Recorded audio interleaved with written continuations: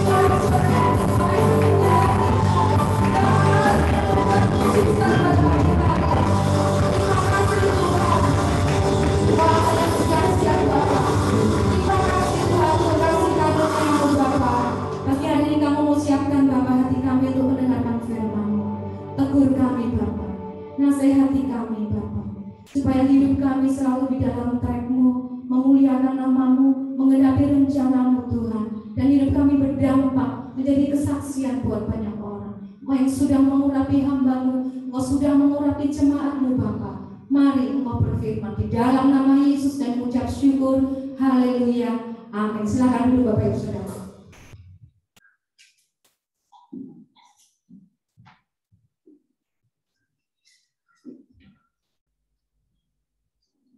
Baik, selamat pagi Bapak Ibu yang kasih dalam Tuhan. Senang sekali bisa beribadah bersama-sama pada pagi hari ini on-site.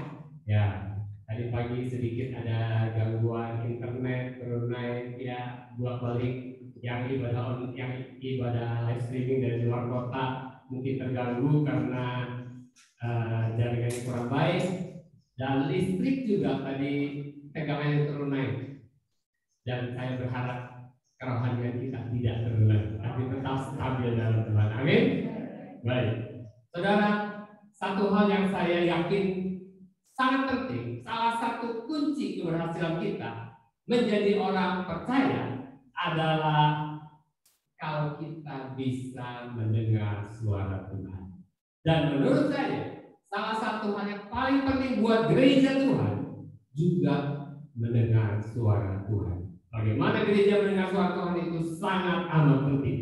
Dan saya sering melihat dan alami sendiri, kita sebagai orang percaya, kalau ada masalah dalam hidup kita, misalnya kita kekurangan uang, misalnya, ya, kita langsung bilang Yohanes 10, Yesus datang supaya aku memiliki hidup dan memilikinya dalam segala kelimpahan. Dan itu juga saya lakukan. Tapi seringkali faktanya tidak begitu. Faktanya kita tetap tidak hidup berkelimpahan. Betul?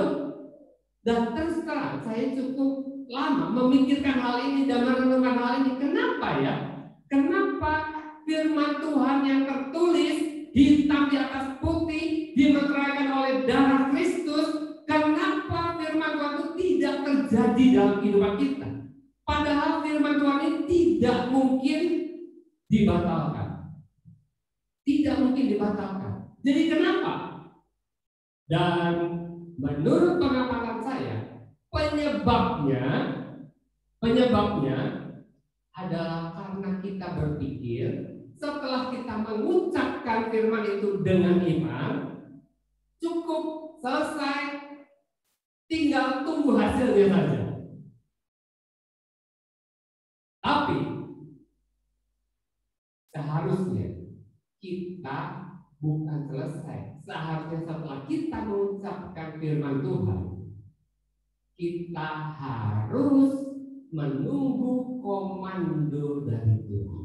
Kita harus menunggu komando selanjutnya. Kita harus mendengarkan Tuhan apa yang Tuhan mau kita lakukan selanjutnya. Dan itu sebabnya hari ini saya ingin membagikan hal ini kepada saudara. Saudara, Tuhan Yesus mati buat saudara dan saya supaya kita bisa memiliki hubungan dengan Tuhan. Dan selayaknya hubungan yang paling penting kalau kita berhubungan itu harus ada yang namanya komunikasi. Dan di dalam komunikasi, yang namanya komunikasi itu kita berbicara dan kita mendengar. Jadi menurut saya kunci yang paling penting di dalam membangun hubungan kita dengan Tuhan, kita harus rutin berdoa, berbicara kepada Tuhan, tetapi kita juga harus mendengarkan suara Tuhan. Amin. Amin. Saya rasa mungkin saudara agak trauma ya dengan suara Tuhan ya. Iya Pak, saya percaya dengan suara Tuhan, tapi kok nggak pernah dengar ya? Ya. Jadi lama-lama orang yang percaya sama dengan suara Tuhan, percaya, tapi nggak pernah dengar. Lama-lama ngomongnya apa? Cuma teori. Jadi apatis gitu loh. Banyak orang seperti itu. Ya, itulah sebabnya saya kepingin kita semua hari ini mendengarkan. Saya ini sebagai gembala dan pengajar kelas komunitas, saya sering mendapatkan pertanyaan-pertanyaan dari jemaat dan para peserta kelas komunitas.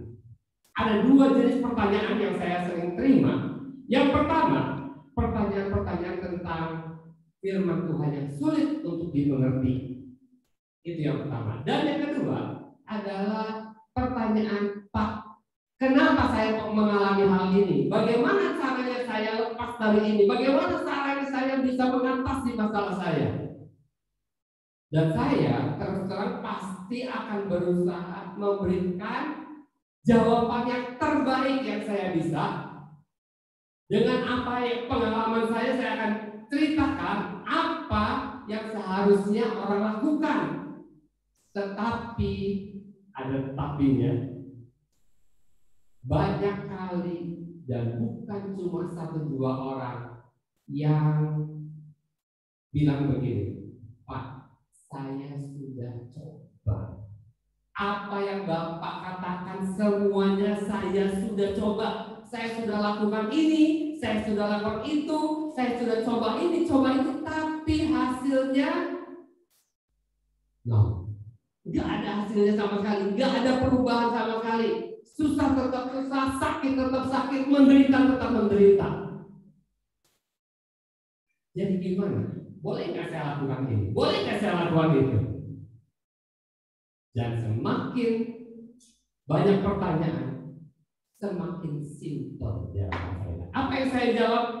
Saya jawab misalnya ini ibu, saya bilang, ibu, kalau gitu satu-satunya cara yang harus ibu lakukan adalah ibu berdoa dan mendengar suara Tuhan. Apa yang Tuhan mau ibu lakukan? Dan jawaban seperti ini adalah jawaban yang paling tidak disukai oleh orang yang bertanya. Betul? Kalau cuma suruh doa, suruh dengar suara Tuhan, yang perlu tanya apa? Yang perlu tanya, ya sudah. Ya. Mereka berharap apa? Kalau orang tanya, mereka berharap saya berikan satu formula, rumus seperti matematik, ya, rumus matematika, tinggal dimasukin angkanya keluar hasilnya. Orang berharap saya bilang, oh gampang Pak, 1 ini, 2 itu, 3 begini, 4 begitu, lalu tunggu pasti keluar hasilnya. Banyak orang berharap seperti itu, tetapi ya itu semua seringkali tidak berhasil. Kadang berhasil, kadang tidak berhasil. Nah, apa yang harus kita lakukan? Yang kita harus lakukan adalah mendengarkan suara Tuhan. Itu kesimpulan dari pengalaman saya melayani Tuhan bertahun-tahun. Kita harus mendengarkan firman Tuhan. Kita harus mendengarkan suara Tuhan. Dan untuk bisa mendengarkan suara Tuhan, yang paling penting kita harus percaya bahwa kita bisa mendengarkan suara Tuhan. Sekali lagi, supaya kita bisa mendengar suara Tuhan, yang paling penting syarat pertama, kita harus percaya dulu bahwa kita bisa mendengarkan suara Tuhan. Itulah sebabnya tema hari ini adalah mendengarkan Tuhan, mendengarkan suara Tuhan. Dan setahu saya ada banyak sekali orang Kristen yang sungguh-sungguh kepingin mendengarkan suara Tuhan. Cuma masalahnya tidak pernah berhasil. Dan ini bukan hanya monopoli jemaat, tapi juga hamba-hamba Tuhan. Sulit sekali mendengarkan suara Tuhan.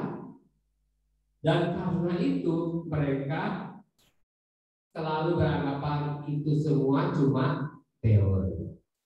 Nah, apakah betul itu cuma teori? Atau betul kita bisa dengar suara Tuhan? Sampai hari ini kita melihat apa kata Alkitab. Ya, kita lihat, coba kita ingat-ingat sebentar. Waktu manusia diciptakan, apakah manusia bisa diciptakan dengan kemampuan untuk mendengarkan suara Tuhan? Ada yang tahu? Waktu manusia pertama kali diciptakan, apakah manusia bisa mendengarkan suara Tuhan? Bisa. Waktu manusia ada tinggal di Taman Eden, setiap hari Tuhan datang setiap sore berjalan-jalan dengan Adam dan bercakap-cakap dengan Adam. Ditulis di Alkitab. Pertanyaan kedua, Apakah ketika Adam dan Hawa sudah jatuh dalam dosa, diusir keluar dari Taman Eden, apakah Adam dan Hawa tetap bisa mendengarkan suara Tuhan? Bisa. Apakah keturunan Adam yang sudah banyak sampai Abraham keturunan 10, 11, 20, apakah mereka bisa mendengarkan suara Tuhan? mulai ragu-ragu. Bisa. Nabi-nabi semua pada dengar suara Tuhan. Nah, kalau gitu percaya nggak saudara kalau manusia diciptakan untuk bisa mendengar suara Tuhan? Kalau di perjanjian lama saja yang Tuhan itu tinggal di sana, di luar manusia, entah di mana, manusia bisa dengar suara Tuhan dengan jelas, dengan akurat. Bagaimana dengan hari ini? Di perjanjian yang baru, di mana Tuhan tinggal di dalam tubuh dan hati kita. Percaya nggak saudara kalau Tuhan tinggal dalam tubuh dan hati kita?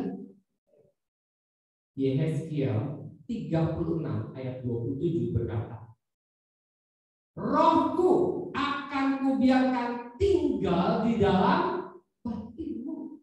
Rohku, kata Tuhan, Roh Allah akan tinggal di dalam batin kita. Kedua, 1 Korintus 6 ayat 19. 1 Korintus 6 ayat 19 berkata, tubuhmu adalah bait Roh Kudus yang diam di dalam kamu. Jadi Tuhan tinggal dalam tubuh kita, dalam batin kita. Nah, bagaimana? Masa sih kalau tinggal di dalam diri kita, dia tidak bisa bicara dan kita tidak bisa dengar? Jadi sekali lagi, apakah saudara percaya bahwa manusia bisa dengar suara Tuhan?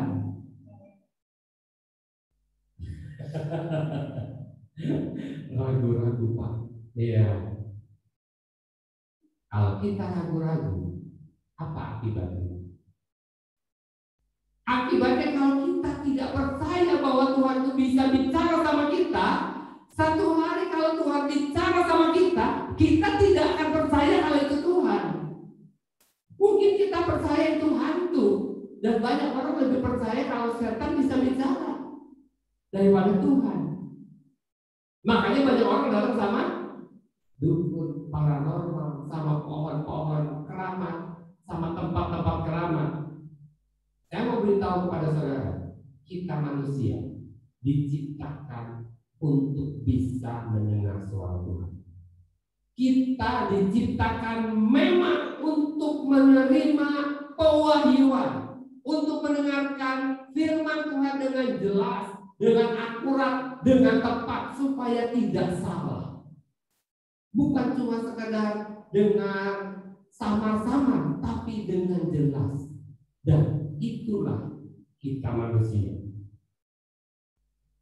Saya merasa dalam perjalanan kerohanian saya, hidup saya sebagai seorang pengajar di kelas pemerintah, memang seringkali saya terlalu doktrinal. Artinya apa-apa saya kembali ke doktrin, ke firman Tuhan. Karena supaya orang tidak sesat. Ada doktrin keselamatan, doktrin kudus, doktrin baptisan air, dan sebagainya. Tapi, doktrin memang penting. Doktrin memang penting. Doktrin itu membuat orang tidak sesat. Doktrin itu membuat orang bisa mempertahankan imannya. Doktrin membuat orang yakin akan kebenaran yang dia percayai. Tetapi doktrin bukan segala-galanya. Kita juga perlu visi. Kita juga perlu ngerti visi gereja, visi pribadi. Kita juga butuh hikmat dari Alkitab, dari firman Tuhan. Kita butuh semua itu. Tetapi Tuhan itu tidak selalu bicara lewat doktrin. Tuhan Yesus tidak pernah selalu bicara soal visi. Dia tidak selalu bicara soal hikmat. Dia bisa bicara apa saja. Dia bebas bicara apa saja. Dia tidak selalu bicara Andrew, Yohanes 10 ayat 10 ya. Yeremia 29 ayat 11 ya. Filipi 4 ayat 19 ya. Tidak, dia tidak selalu bicara itu. Dia bebas bicara apa saja.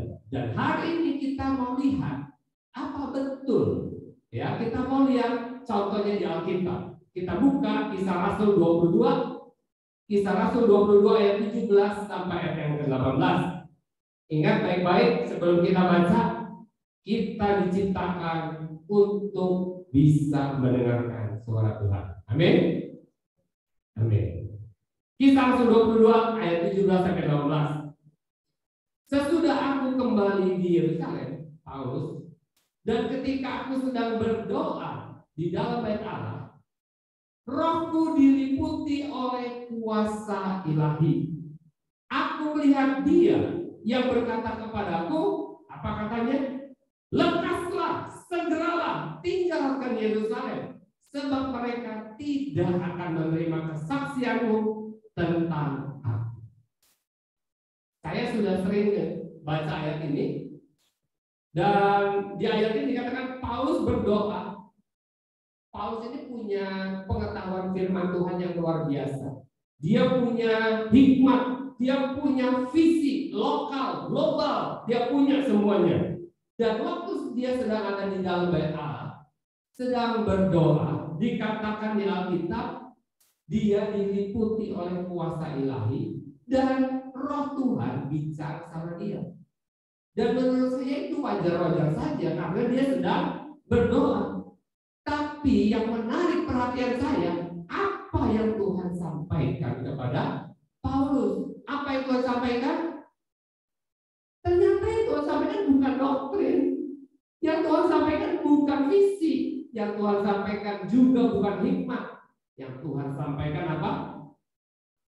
Lekaslah, segeralah, tinggalkan Yerusalem, sebab mereka tidak akan menerima kesaksianmu tentang aku. Dan kalimat ini, kalau kita cari, kalau Paulus tidak yakin bahwa dia bisa dengar suara Tuhan, ketika dia dengar ini, dia cari di kitab Taurat, dia cari di kitab Musa, dia cari di hikmat Salomo, dia tidak akan menemukan.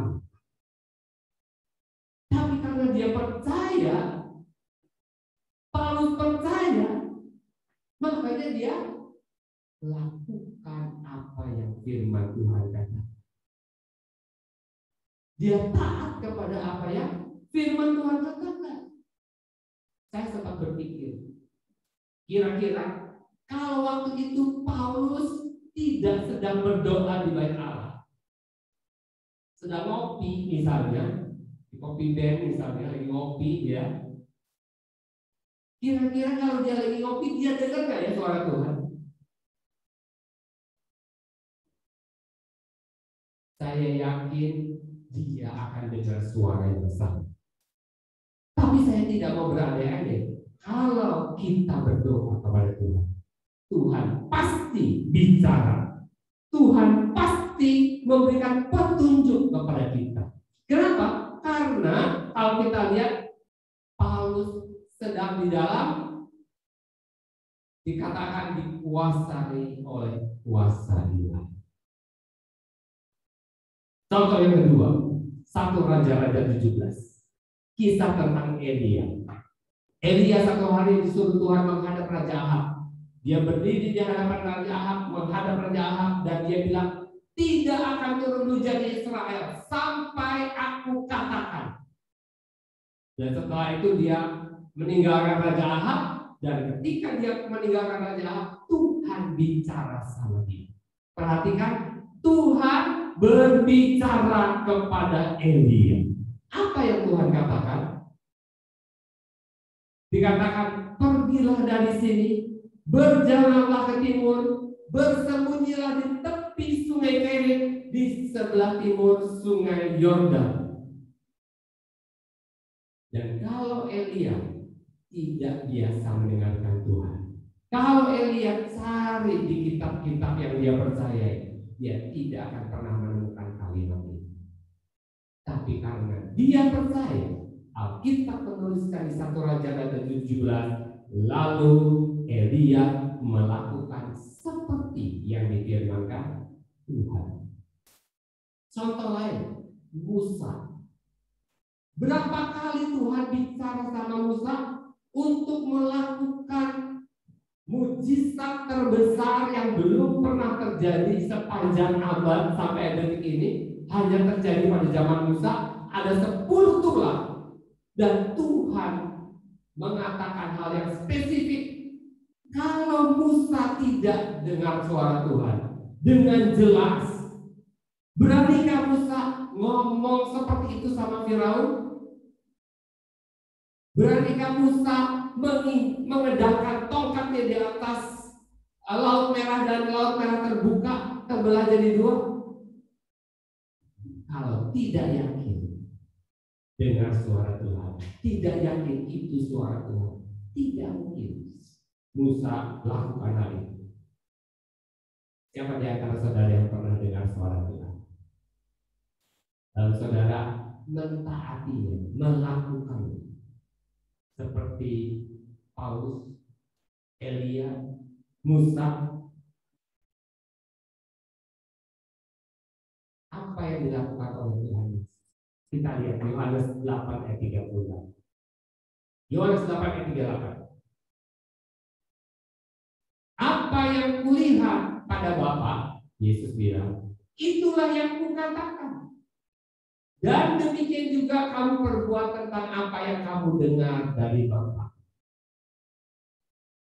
Bagaimana dengan Yesus? Yesus hanya melayani, Yesus hanya berbicara, Yesus hanya melakukan apa yang dia lihat, yang dia dengar dari Bapa. Tidak lebih dan tidak kurang. Dan itu dia lakukan 24 jam sehari, 7 hari seminggu, 365 hari setahun. Dia hanya melakukan apa yang Bapaknya, yang dia lihat, yang dia dengar dari Bapaknya. Saya bayangkan waktu Yesus berdoa semalam-malaman, mungkin Tuhan kasih sama dia vision, penglihatan. Mungkin Tuhan kasih sama dia instruksi. Tuhan bilang, Bapaknya bilang sama dia, besok ya kamu akan memberi makan 5.000 orang laki-laki dari 5 roti dan 2 ikan. Mungkin dia akan bilang, besok ada orang yang buta, kusta datang sama kamu, ada orang yang pendarahan 12 tahun datang sama kamu, dan kamu harus menyembuhkan dia. Mungkin saya bayangkan seperti itu, tapi yang pasti Yesus berjalan dalam ketaatan karena dia mendengar suara Bapaknya. Demikian juga dengan kita. Alkitab berkata iman timbul dari pendengaran, dan pendengaran akan firman Kristus. Dan firman Kristus yang paling dasar memang Alkitab, tetapi Tuhan tidak terbatas hanya berbicara Alkitab. Kita perlu belajar lebih dalam untuk percaya kepada firman Tuhan. Tuhan selalu bicara kepada kita. Tuhan selalu bicara kepada kita. Masalahnya, kita tidak selalu mendengarkan Tuhan. Ingat radio? Radio itu kalau zaman dulu atau zaman sekarang, saya jarang dengar radio. Radio zaman dulu itu kita harus putar frekuensinya, ya ada putarannya, supaya frekuensinya pas dengan frekuensi radio itu. Dan kalau frekuensinya pas, baru kita bisa dengar suara radio itu dengan jelas. Dan radio biasanya 24 jam terus. Tapi kita dengar radio tidak 24 jam. Kapan saja kita buka radio itu, kita on-kan, kita set frekuensinya, kita dengar dia ada. Tapi waktu kita nggak dengar, dia juga ada. Demikian juga dengan Tuhan. Tuhan itu selalu berbicara kepada umatnya. Masalahnya kita yang seringkali tidak men-set up hati kita supaya siap mendengarkan ketika Tuhan mau bicara. Saya mau baca dari Ibrani 4 ayat yang ke-12. Dikatakan, sebab firman Allah hidup dan kuat dan lebih tajam dari pedang bermata dua manapun. Firman Tuhan itu hidup. Dia bukan sekadar tulisan yang mati, tetapi dia firman yang hidup yang bisa berbicara kepada setiap kita. Dan dikatakan kuat dan tajam, lebih tajam daripada pedang bermata dua manapun. Satu lagi, 2 Korintus 1 ayat 20. Sebab Kristus adalah ya bagi semua janji Allah. Itulah sebabnya oleh Dia kita mengatakan amin untuk memuliakan Allah. Tuhan berbicara terus, firman-Nya berbicara terus dalam roh kita. Tetapi kita yang tidak benar. Pak, kalau begitu kenapa saya tidak dengar suara Tuhan kalau Tuhan bicara terus? Yang pertama, karena kita tidak percaya. Tadi saya bilang, karena kita tidak percaya kita bisa mendengar suara Tuhan, sehingga kalau Tuhan bicara, kita tidak percaya kalau itu Tuhan. Mungkin itu angin lalu. Mungkin dengar-dengaran aja. Mungkin aku salah dengar. Yang kedua, kita percaya, tapi kita tidak tahu kalau itu suara Tuhan. Banyak anak-anak Tuhan tidak tahu kalau itu suara Tuhan. Karena suara Tuhan itu bisa Tuhan sampaikan, kalau kita tidak dengar, Dia bisa sampaikan lewat teman-teman kita. Berapa banyak orang yang dinasihati oleh temannya tidak taat, dan akhirnya dia mengalami masalah dan dia bilang, tahu gitu aku dengar suara kamu. Itu bukan suara dia, itu suara Tuhan lewat saudara kita, lewat orang tua kita, lewat khotbah-khotbah yang kita dengarkan. Itu suara Tuhan, tapi kita tidak tahu. Itu pendetanya nyindir aku itu. Ini masalahku disampaikan di atas mimbar ini. Padahal Tuhan mau bicara. Dan yang ketiga, karena kita tidak mau tahu. Banyak orang cuma mau dengar, tapi hatinya tidak siap untuk melakukan, tidak siap untuk taat. Dia cuma mau tahu, dia cuma mau bandingkan, mau memperbandingkan saja. Kalau sama, ya syukur. Kalau nggak sama, tetap keputusannya. Berapa banyak wanita, pria yang memilih pasangan yang salah? Tuhan bicara lewat firman-Nya, Tuhan bicara lewat khotbah-khotbah, Tuhan bicara melalui apa yang dia baca, tetapi dia tetap ambil keputusan menikah dengan orang yang tidak seiman. Bagaimana kalau dengan yang tertulis saja, dimeteraikan oleh darah Kristus saja, kita tidak mau taat? Bagaimana dengan yang tidak tertulis? Mustahil kita mau taat. Jangan berharap kita dengar suara Tuhan kalau sama yang tertulis saja kita tidak taat. Saya sering ditelepon sama Citibank, dan telepon itu nawarin untuk utang, dan saya tidak mau utang. Saya tidak suka utang, dan saya memang tidak punya keperluan untuk utang. Dia maksa terus untuk utang, dan itu dilakukan berkali-kali. Akibatnya apa? Setiap kali Citibank telepon, saya reject. Setiap Citibank telepon sehari 2 kali, saya reject. Nggak bosan-bosan, sudah berbulan-bulan ini. Dia telepon, saya reject. Saking bosannya saya blok nomornya. Setiap Citibank, saya ketipu nih. Dia pakai nomor lain. Saya, Citibank, saya blok lagi. Terus dia telepon. Dia tidak bosan-bosan ngomong, tapi saya tidak mau dengar. Nah, banyak orang seperti itu. Tuhan tidak bosan-bosan ngomong, tetapi kita reject terus. Kita tidak mau dengar. Matius 13 ayat 14 sampai 15. Matius 13 ayat 14 sampai 15. Maka pada mereka genaplah nubuat Yesaya yang berbunyi, kamu akan mendengar dan mendengar, namun tidak mengerti. Kamu akan melihat dan melihat, namun tidak menanggap, sebab hati bangsa ini telah menebal dan telinganya berat mendengar dan matanya melekat tertutup, supaya jangan mereka melihat dengan matanya dan mendengar dengan telinganya dan mendengar dengan hatinya, lalu berbalik sehingga aku menyembuhkan mereka. Kenapa kita tidak mendengar suara Tuhan? Alkitab tidak bilang begitu.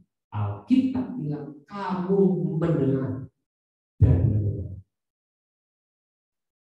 Kamu melihat dan melihat. Jadi Tuhan tahu kebutuhan manusia. Jadi Dia kasih tahu. Tetapi kita yang tidak mau dengar, kita yang tidak mengerti kalau itu Tuhan.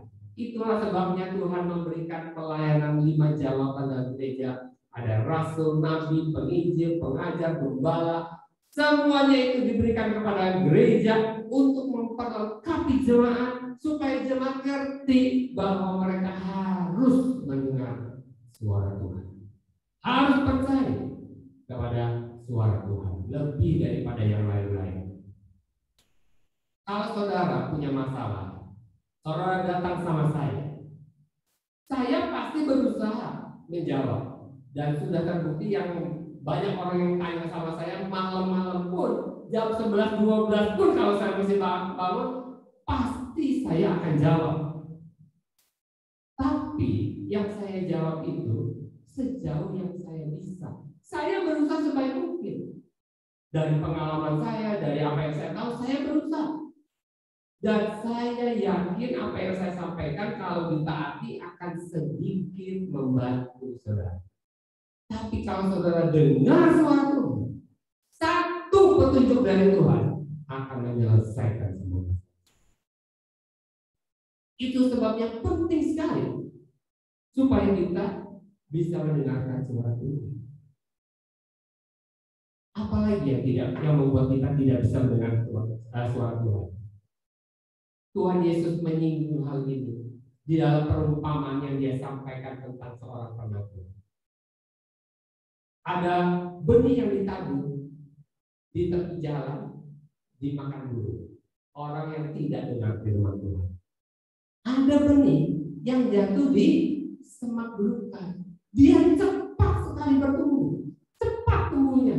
Tetapi semak duri menghimpit dia sehingga dia tidak bertumbuh dan akhirnya mati.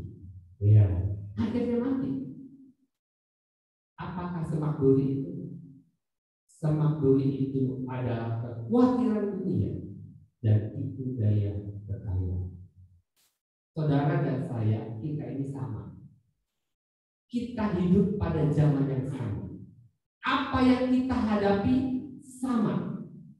Setiap kali kita buka mata, di depan kita ada masalah yang sama. Kalau hari ini kita bisa lihat fakta-fakta yang sama tentang masalah-masalah berita-berita di sosmed, berita soal politik, berita soal kesehatan COVID, berita soal ekonomi yang tidak baik, berita tentang PPKM. Kita dengar semua berita yang sama dan semuanya itu menghimpit kita, membuat kita akhirnya tidak sensitif lagi, tidak peka lagi untuk mendengarkan sesuatu.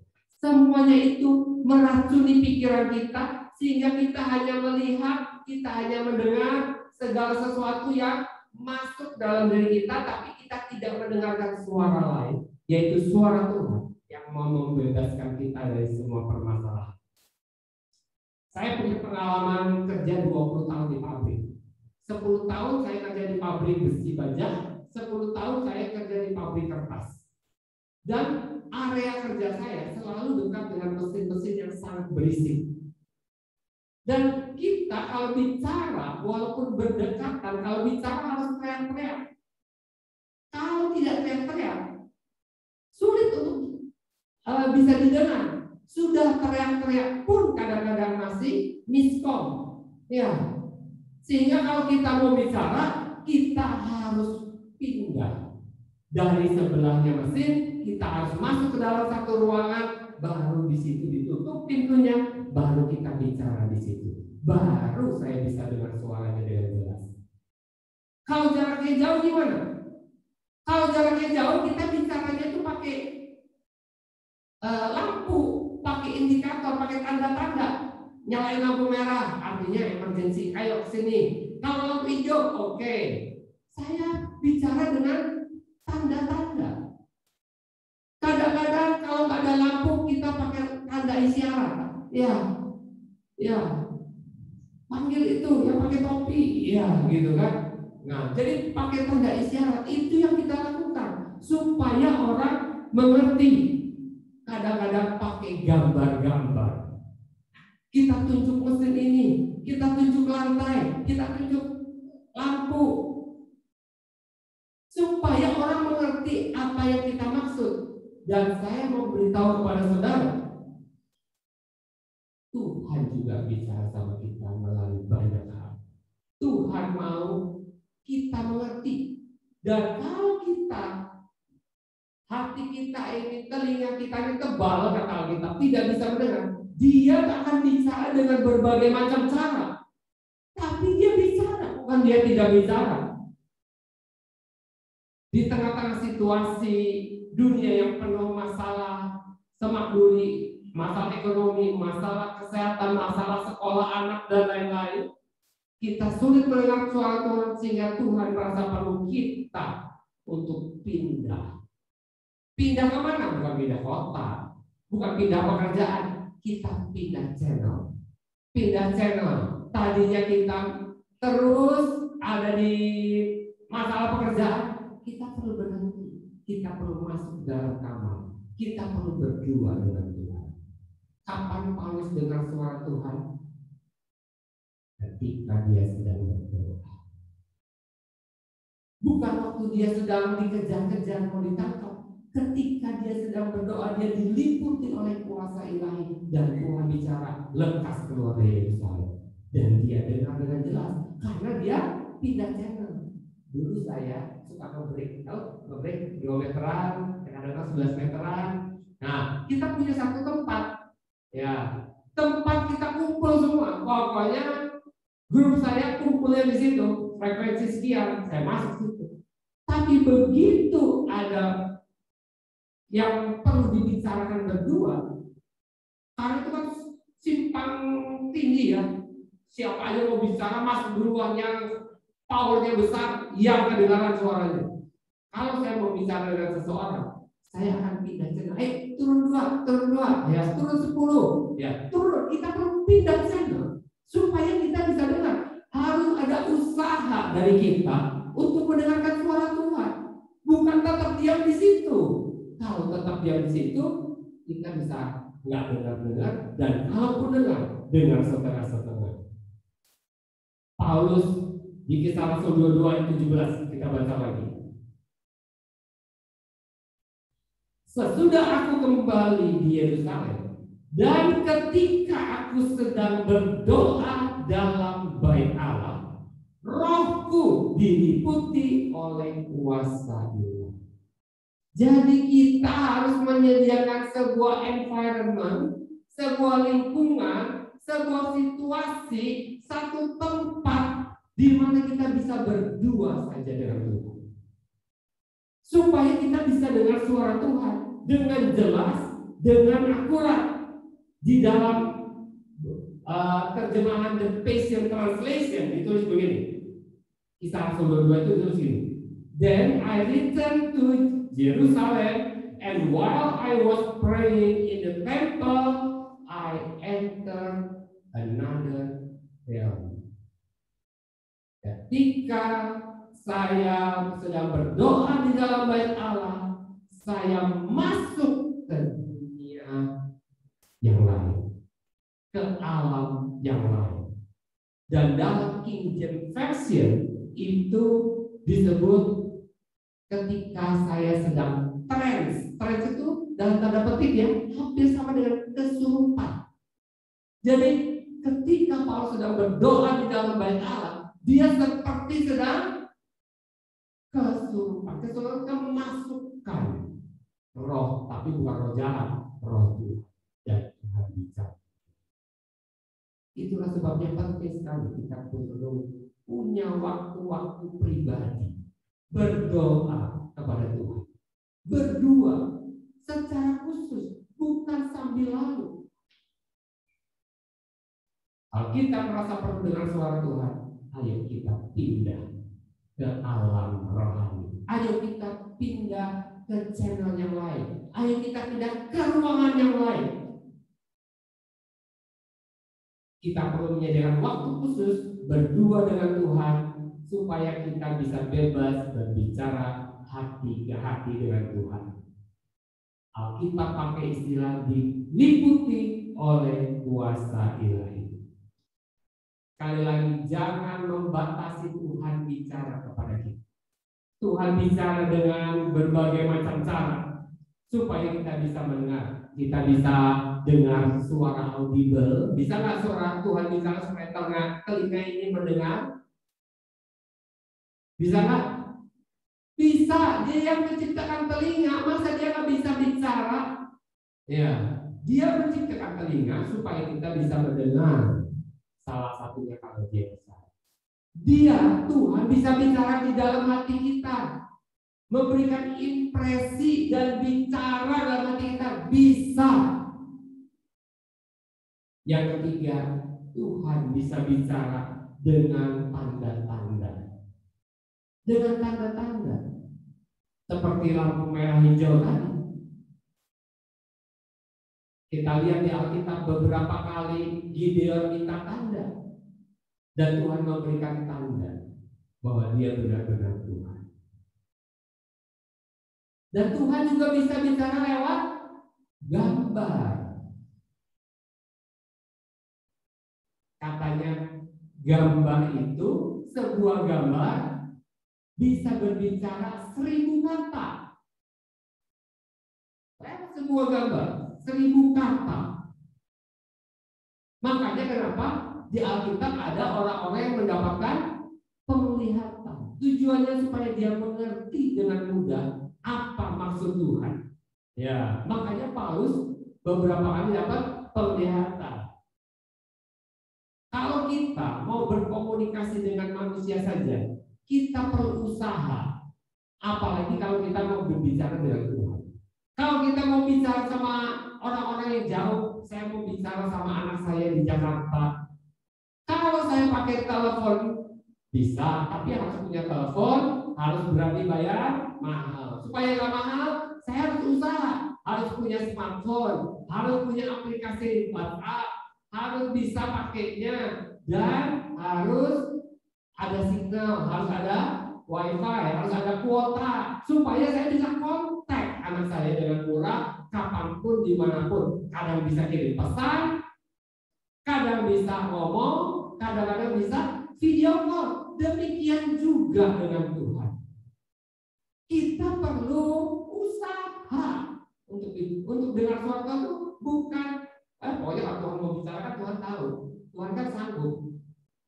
Kita yang perlu Tuhan, Tuhan yang perlu kita. Kalau kita yang perlu Tuhan, kita yang usaha. Dan saya percaya ketika Tuhan melihat orang berusaha mendengar suara, Tuhan pasti bicara. Jadi mendengar suara Tuhan sekali lagi bukan teori. Semua orang percaya bisa dengar suara Tuhan. Apa yang ada di Alkitab kita percayai, walaupun banyak orang Kristen belum mengalaminya, walaupun pendeta tidak mengalaminya, bukan berarti saudara tidak bisa dengar suara Tuhan. Jangan kalau orang lain nggak bisa dengar, berarti aku juga nggak bisa dengar.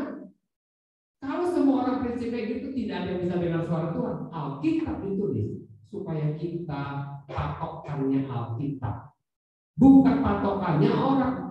Walaupun pendetaku nggak bisa dengar suara Tuhan, aku bisa dengar suara Tuhan. Setiap saudara punya kesempatan yang sama untuk mendengar.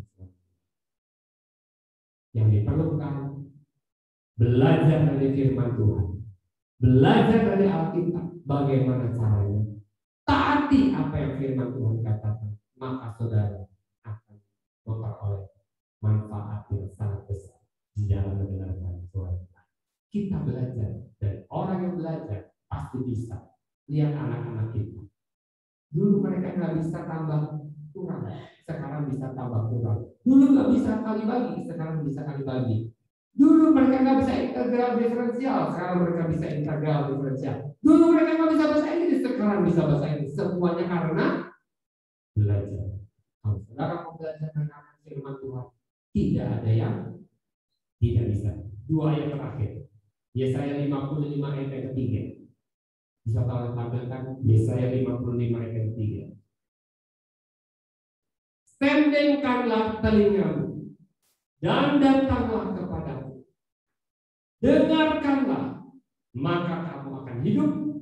Aku hendak mengikat perjanjian abadi dengan kamu, menurut kasih setia yang teguh yang kujanjikan kepada Daud.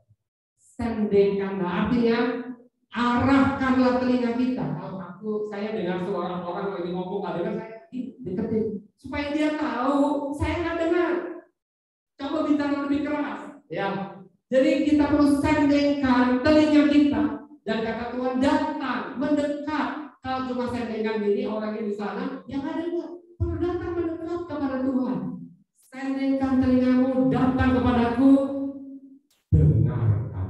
Artinya Tuhan mau bicara kepada kita, maka kamu akan hidup. 1 Korintus 2 ayat 14. 1 Korintus 2 ayat 14. Tetapi manusia duniawi tidak menerima apa yang berasal dari Roh Allah, karena hal itu baginya adalah suatu kebodohan, dan ia tidak dapat memahaminya, sebab hal itu hanya dapat dinilai secara rohani. Orang dunia tidak percaya, tidak apa-apa. Orang Kristen yang duniawi tidak percaya, tidak apa-apa. Tapi kita, orang yang rohani, harus percaya, karena Tuhan mau bicara sama kita. Dan itu semua hanya memang dipahami oleh orang-orang yang rohani. Hanya bisa dinilai secara rohani, tidak bisa dinilai secara teknologi. Tetapi Tuhan masih berbicara sampai hari ini. Dan Tuhan akan bicara terus dalam hidup kita sampai yang akan datang. Amin. Mari kita berdoa. Tuhan Yesus, kami mengucap syukur buat fasilitas yang Tuhan berikan kepada kami, yaitu telinga kami. Telinga kami, telinga hati kami, sehingga Tuhan bisa bicara kepada kami. Bapa, kami minta sungguh-sungguh, berikan kepada kami telinga seorang murid. Berikan kepada kami hati yang peka, yang sensitif untuk mendengar suara. Karena kami mau berjalan, kami mau hidup, kami mau melayani, kami mau melihat, kami mau berkata-kata seperti Tuhan. Kami mau mengikuti apa yang Tuhan tunjukkan kepada kami. Apa yang Tuhan sampaikan kepada kami, itu yang kami mau lakukan dalam hidup kami. Supaya kami bisa jadi orang Kristen yang berhasil. Kami bisa seperti Tuhan, melakukan perkara-perkara yang besar seperti Tuhan. Tolong setiap kami Tuhan. Dan kami percaya anugerah-Mu besar buat kami. Terima kasih. Aku berdoa buat setiap orang yang mendengarkan firman Tuhan ini. Aku percaya firman Tuhan tidak pernah kembali dengan sia-sia dan akan berhasil, akan melakukan tugasnya, dan kami semua akan mendengar suara Tuhan dengan jelas. Terima kasih Tuhan. Di dalam nama Tuhan Yesus Kristus. Haleluya. Amin. Tuhan Yesus memberkati.